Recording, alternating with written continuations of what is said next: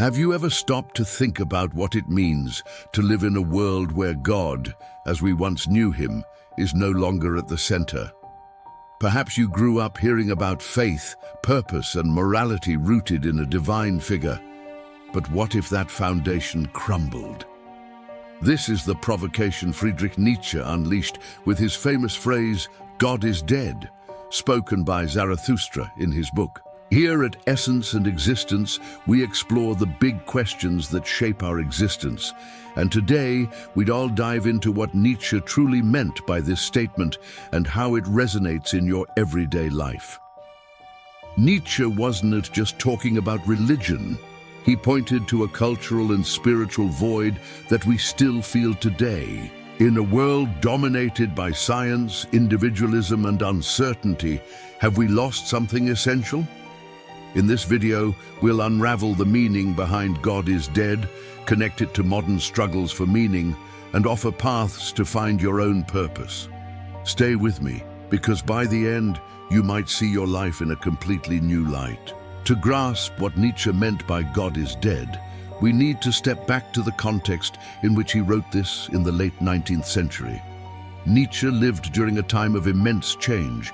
Science was challenging religious beliefs, the Enlightenment had elevated reason over faith, and Europe was drifting away from the church's influence. It was in this setting that he, through Zarathustra in Thus Spoke Zarathustra, proclaimed, "God is dead, and we have killed him." But what does this really mean? He wasn't speaking literally about a physical death, nor was he only addressing religion. He was pointing to something far deeper. When Nietzsche says, "God is dead," he's referring to the loss of a value system that gave meaning to life for centuries. For a long time, the idea of God was the bedrock of morality, purpose, and social order. It was God who defined right and wrong, who provided a why for existence, who offered hope beyond death. With God's death, Nietzsche saw a void, the loss of this unifying center that guided humanity. But he also saw a problem. People weren't ready to deal with this emptiness. Have you ever felt an emptiness you can't quite explain? Nietzsche didn't celebrate this death simplistically. He saw it as both a crisis and an opportunity. The crisis was nihilism, the idea that without God, nothing matters and life becomes an abyss of despair. He feared that without a new value system, humanity would get lost in apathy or cling to false promises, like nationalism or consumerism. But at the same time, Nietzsche saw an opportunity. With God dead, we have the chance to create our own values, to find meaning that doesn't come from outside, but from within us. Have you ever stopped to think about what truly gives your life meaning? This idea is radical because it makes us the ones responsible for our own existence. Without God, there's no pre-written script. We have to write it ourselves. Nietzsche challenges us to face this void and turn it into freedom, but that requires courage. What if, by losing God, you also lost the anchors that held you steady? How would you navigate this sea without a compass? Now that we understand what Nietzsche meant by God is dead, let us look at today as world and see how this idea plays out in our lives. We live in an era where science explains the universe, traditional religions have lost sway for many, and individualism reigns supreme. Have you noticed how people seek meaning elsewhere, in fame, money, or social media, as if trying to fill a gap left by God's absence? Nietzsche foresaw this void, and it's more evident than ever. Think about consumerism. We buy clothes, gadgets, and experiences hoping they'll give us purpose. But as Nietzsche warned, these temporary substitutes don't save us from nihilism. They only delay the feeling that nothing matters. Or consider social media. Millions of people post their perfect lives, seeking external validation, as if likes could replace divine morality.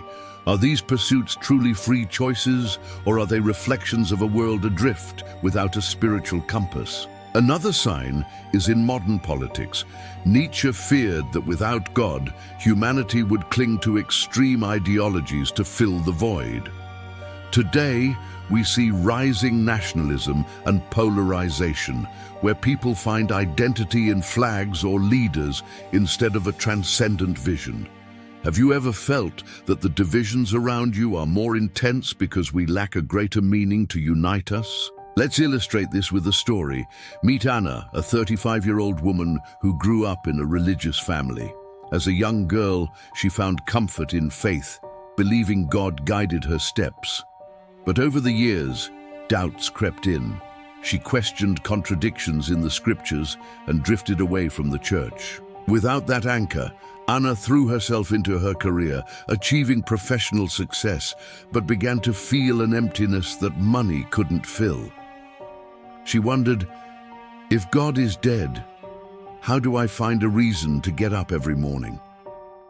Anna tried to fill this gap with hobbies and travel, but the emptiness lingered, echoing the crisis Nietzsche described. Anna's story reflects how the death of God can leave us adrift. Nietzsche saw this as a mirror of our condition.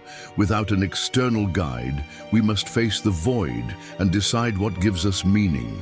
Have you ever felt this emptiness at some point? Are we all navigating a sea without shores, trying to find solid ground? If the death of God has left us adrift in a world without a pre-written script, how can we find our own path? Nietzsche didn't abandon us in this crisis. He challenged us to take responsibility for creating our own meaning, a task that demands courage and reflection. Here are 3 practical steps to turn the void into an opportunity, inspired by Nietzsche's vision. First step, face the void with honesty. Nietzsche knew that nihilism, the feeling that nothing matters, can paralyze us. Instead of running from it, stop and confront this emptiness head-on. Sit in silence for 5 minutes and ask yourself, what sustains me when there are no easy answers? You might discover that love for a person, a passion, or a moment of beauty can be a starting point. Like Anna, you may feel the weight of the void, but facing it is the first step to filling it. Do you have the courage to look into this abyss? Second step, create your own values. Without God, there's no imposed morality. You're the author of your life. Think about what truly matters to you: justice, freedom, connection with others. Write down 3 values that will guide your choices and live by them. Nietzsche speaks of the Übermensch, the superhuman who creates their own destiny. And this starts with small decisions, like helping someone without expecting a reward or pursuing a dream others deem foolish. Reflect. What values do I want to leave as my legacy? Third step, embrace the eternal recurrence as a test. Nietzsche proposed the concept of eternal recurrence, living your life over and over forever. Use this as an exercise. Imagine repeating every day, every mistake, every joy. This motivates you to live in a way that says yes to everything, even suffering. Try applying this today. Face a challenge with gratitude as a necessary lesson. This step helps you find strength in the present without relying on future promises.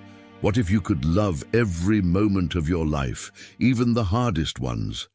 These steps don't erase the void. It may linger like a distant echo, but they empower you to transform it into a space of creation where you become the creator of your own meaning.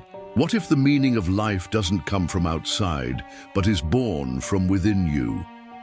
We've reached the end of this journey, and I want you to pause for a moment, take a deep breath, and look within. Nietzsche confronted us with "God is dead," a statement that exposed the crisis of nihilism and the void left by the loss of a spiritual guide. As we saw in Anna's life and in modern struggles with consumerism, social media, and polarization. But he also offered us a light, the chance to create our own meaning, to become the authors of our existence. The question that remains is, are you ready to embrace this responsibility? The death of God, as Nietzsche saw it, isn't just a loss, it's an invitation.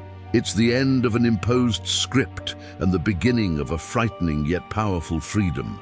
You can choose to drift, clinging to fragile substitutes like fame or money, or you can build something unique, something that resonates with who you truly are. The void can be a mirror, reflecting what you value when there's no longer an external voice telling you what to do. What if this mirror showed you that purpose isn't in a distant heaven, but in the choices you make today? Here's my challenge for you. Set aside 10 minutes today. Grab a notebook, write, "What gives my life meaning?" at the top, and list everything that comes to mind. People, passions, moments. Then pick one item and plan a small action to honor it tomorrow, like calling a dear friend or dedicating time to a hobby. Repeat this for a week and watch how the void begins to transform. Start small, but with intention, because each step brings you closer to being the creator of your own story. If this video inspired you to reflect, hit the like button, subscribe to Essence and Existence, and ring the bell to never miss a video. Share in the comments. What did you find as a source of meaning in your life? I'd love to hear your journey. And if you want to keep exploring these questions, check out our latest video on Machiavelli's take on power. Until next time, remember, with God dead, the meaning of your life is in your hands.